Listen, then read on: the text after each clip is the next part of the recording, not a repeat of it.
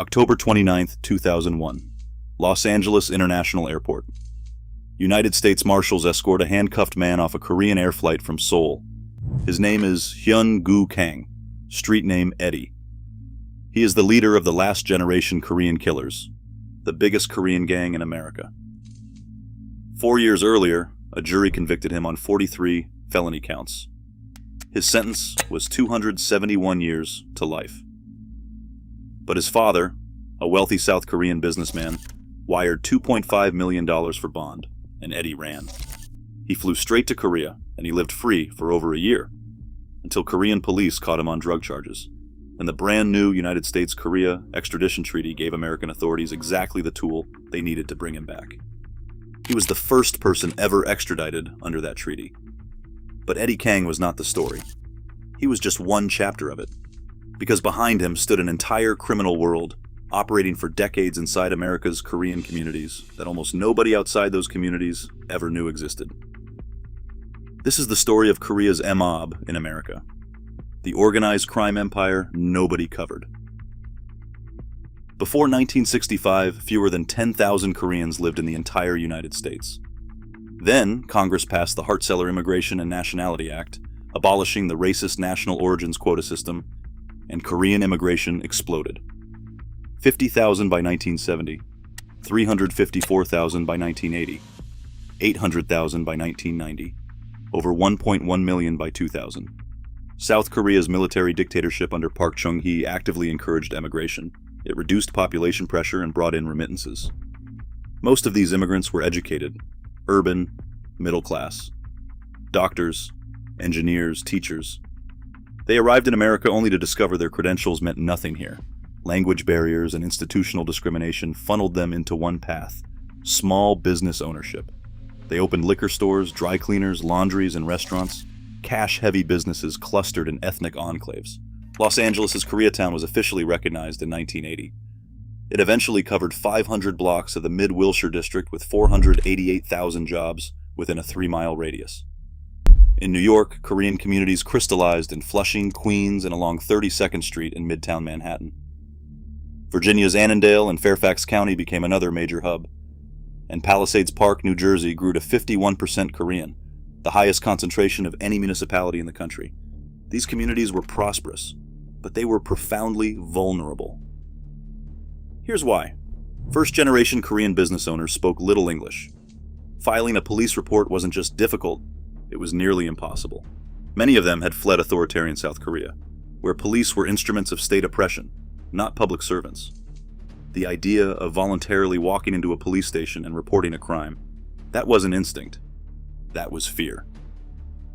Korean culture's emphasis on saving face meant reporting extortion brought shame on the entire family. And undocumented workers, of whom there were many, feared deportation more than the gangsters shaking them down. A 1981 federal study found Koreatown was riddled with crime, much of it based in a crime syndicate. It was so bad that the Los Angeles County District Attorney assigned 3 prosecutors from the Organized Crime Division specifically to Korean cases.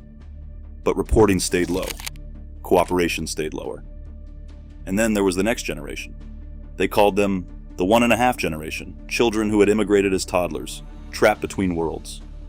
Too American for their Korean-speaking parents. Too Korean for their American classmates. Raised by television while their parents worked 18-hour days at the family store. Gangs offered what home could not: belonging, identity, and cash. This silence, cultural, linguistic, institutional, became the foundation of every Korean criminal operation in America. The gangsters did not have to build walls around their victims. The walls were already there. So this is the world Korean organized crime was built on. Isolated communities, cash businesses, a population that would not talk to police. Now here's what grew out of it. The original Korean killers formed in the 1980s in Los Angeles, operating under LAPD Hollywood Division jurisdiction, and cataloged in the Los Angeles County Gang Database as Code K85. In the early 1990s, a figure known as Mang-chi transformed the organization. With backing from the Korean Playboys, a Glendale-based Korean gang, Mang-chi founded the Last Generation Korean Killers, or LGKK, in Koreatown.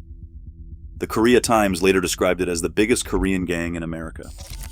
Its membership was composed mostly of non-English speaking members, recent immigrants of the 1.5 generation. Its close ally was a shadowy group called Morishige, also called Hourglass, rumored to be a mafia that came directly from Korea, with connections to South Korea's Jopak, the organized crime syndicates that reportedly counted 50,000 members worldwide. Eddie Kang, the son of that wealthy businessman, took control and orchestrated a rape and robbery spree across Koreatown.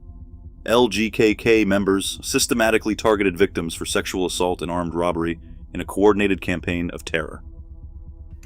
In August 1997, Deputy District Attorney Michael Carter secured a 43-count grand jury indictment against 7 LGKK members. The trial ran from November 1998 to February 1999. Kang's sentence was 271 years to life.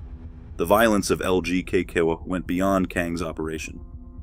On the night of May 5, 1997, LGKK member Peter Woon Park, known by the street name Shy Boy, drove alongside a rival Korean Pride Gang member named Yoo Jung Kong and shot him dead with a .357 Magnum. Park claimed self-defense. His own father had been shot and killed during a robbery of the family liquor store. But the jury did not buy it. It found him guilty of second-degree murder. His sentence was 15 years to life plus 4 years. His conviction was upheld on appeal in August 2005. While LGKK dominated Koreatown, LA, the Korean Power Gang ruled the East Coast. The FBI described it as a hierarchical gang with roots in Flushing, whose chain of command is clearly drawn. This was not a loose street crew. This was a true, organized crime structure operating across Flushing, Queens, and Midtown Manhattan's Koreatown. Their operations included drug trafficking, extortion, violence, and prostitution. In 1993, 5 Korean Power members were arrested at an apartment at 50 West 34th Street in Manhattan and charged with extorting hundreds of Korean businesses, restaurants, shops, and karaoke bars for about $250 per week at each location. Business owners treated the payments as a regular operating expense, the cost of doing business in Korean New York. But the brutality went further than money. On June 17, 1997, 5 Korean Power members drove to a house on 214th Place in Bayside, Queens, to assault 6 Korean waiters who worked at a Manhattan bar. The attack lasted for hours. Victims were beaten with iron pipes, kicked, and threatened with knives and guns.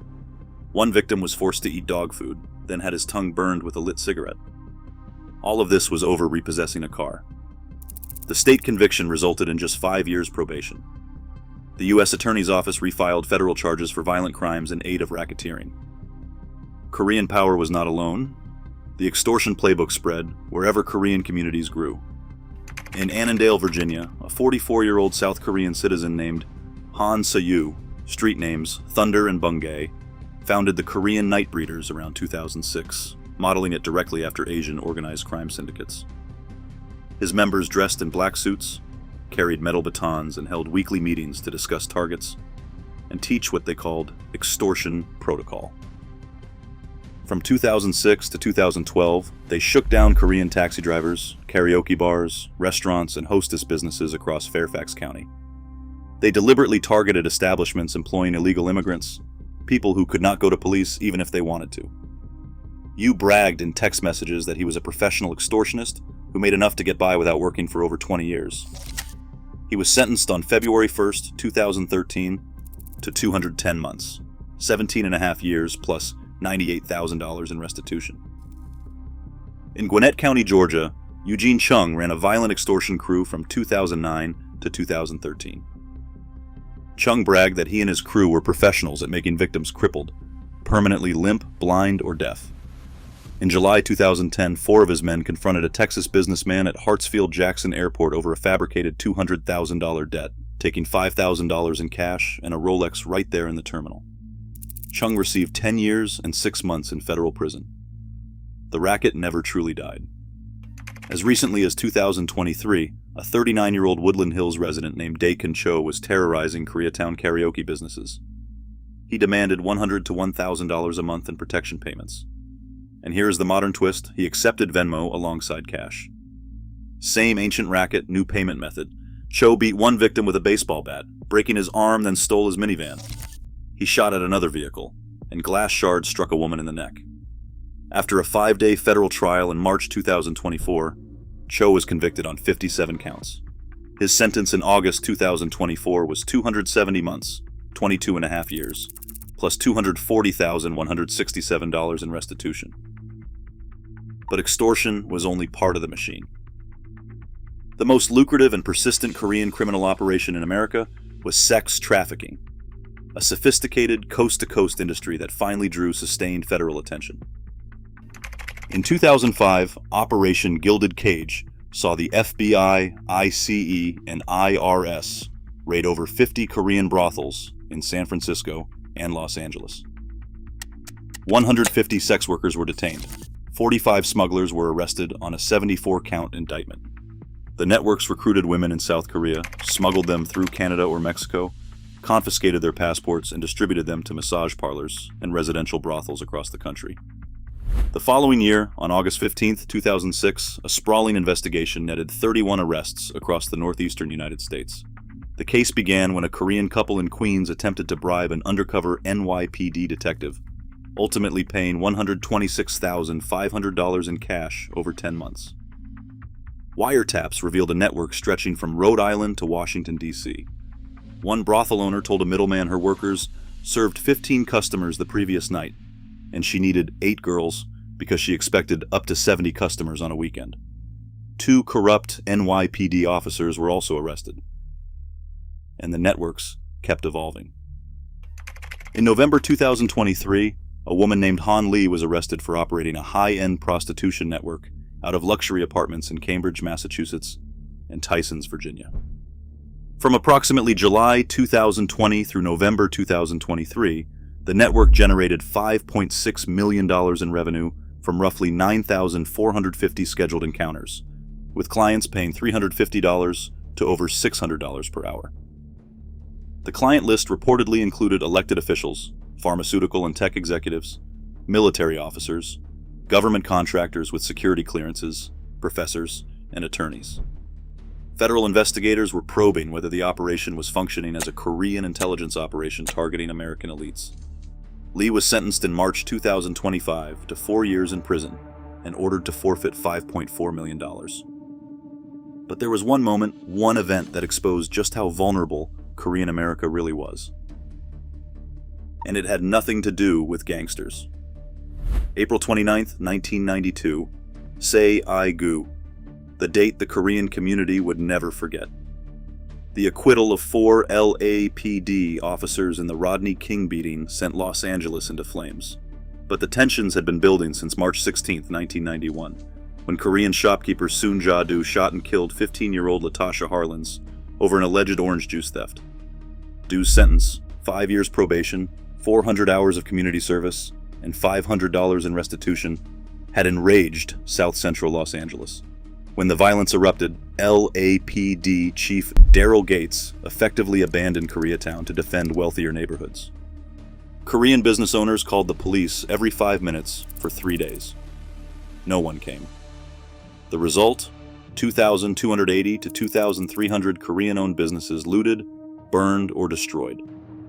Korean losses totaled approximately $400 million, roughly 40 to 50% of the riot's billion-dollar total damage, despite Koreatown being geographically isolated from South Central.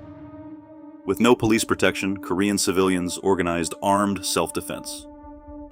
Richard Rhee stationed about 20 armed employees on the roof of California Market at 5th Street and Western Avenue. Many of the defenders had completed mandatory military service in the Republic of Korea Armed Forces. They knew how to handle weapons. Merchant David Ju said it plainly. "We didn't open fire first. The LAPD ran away in half a second." The only Korean American killed during the riots was Edward J. Song Lee, just 18 years old. He had responded to a Radio Korea broadcast calling for volunteers to protect Korean stores. He drove to defend a pizza parlor at 3rd Street and Hobart Boulevard. When his group arrived, they exchanged gunfire with armed men on a rooftop, only to discover both groups were Korean defenders, who had mistaken each other for looters. Edward Lee was killed by friendly fire. Fewer than 1 in 4 damaged businesses ever reopened. And 40% of Korean Americans considered leaving Los Angeles entirely. The riots proved what the gangsters had known all along. This community was on its own. If gangsters were shaking down your business and you knew the police couldn't help, or wouldn't, would you pay? Or would you risk everything and report it? Drop your answer in the comments. The street gangs eventually fell. Some fell to federal prosecutors, some to their own violence. But the story of Korean organized crime in America did not end with arrests and prison sentences. It evolved. Eddie Kang is serving a sentence of 271 years in a California state prison, the first person ever extradited under the U.S. Korea Treaty. A former LGKK member known only as Moon, who had served 12 years in U.S. prison for robbery before being deported to South Korea, traveled to Mexico in 2009 and built a methamphetamine pipeline. He smuggled 287 grams of meth, roughly 9,600 doses worth $831,000, from Mexico to South Korea, hiding the drugs in photo albums, Christmas cards, and decorative items. When Mexican authorities caught him, he bribed his way out with $20,000 after 8 days. He was finally arrested on May 4th, 2011, the first known case of meth smuggling from Mexico to South Korea. Han Sa-yu, known as Thunder, received a sentence of 210 months in federal prison plus $98,000 in restitution. Eugene Chung received 10 years and 6 months. Sang-hyun Park, who ran a New Jersey identity fraud ring that was uncovered through a triple homicide, received 12 years in federal prison and $4.7 million in restitution. Daikun Cho received 270 months and restitution of $240,167. Han Lee received 4 years and forfeited $5.4 million. LGKK has been inactive since the late 1990s. Korean Power's operations in New York have diminished significantly from their peak. No significant federal prosecution of a Korean street gang has occurred since the mid-2000 teens. The traditional Korean gang in America is effectively extinct, but the infrastructure has not disappeared. It has evolved. Sex trafficking networks remain active and sophisticated. In 2025, an indictment in Ohio charged 8 people with trafficking Korean women through massage parlors in Warren. The Polaris Project estimates between 7,500 and 9,000 illicit massage businesses operate across the United States, many with Korean or broader Asian connections. An LAPD spokesman noted that approximately 90% of the department's 70 to 80 monthly prostitution arrests involve Korean women. Meanwhile, in South Korea itself, the shift tells the story. In 2024, for the first time ever, 56.3% of arrested gang members were tied to digital crimes, including voice phishing, romance scams, and online gambling. The gangsters followed the money from the streets to the servers, and the silence that protected them has not gone away. It has just gone digital. FBI Atlanta, Special Agent in Charge. David LaValle said it best when they finally brought down Eugene Chung. He said Chung counted on the silence of his many victims within the Korean community as he beat and extorted them. And that was the thread that ran through every single case.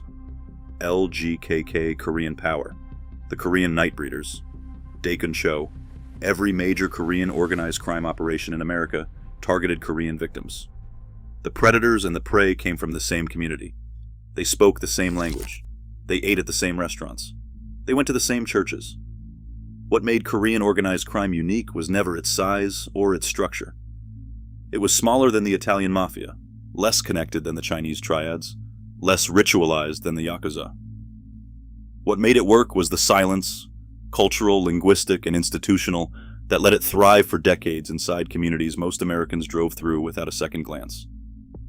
Somewhere in Korean communities across America, cash-heavy businesses still operate behind language barriers that have not gone away. The cultural reluctance to involve American police has not gone away. The shame has not gone away.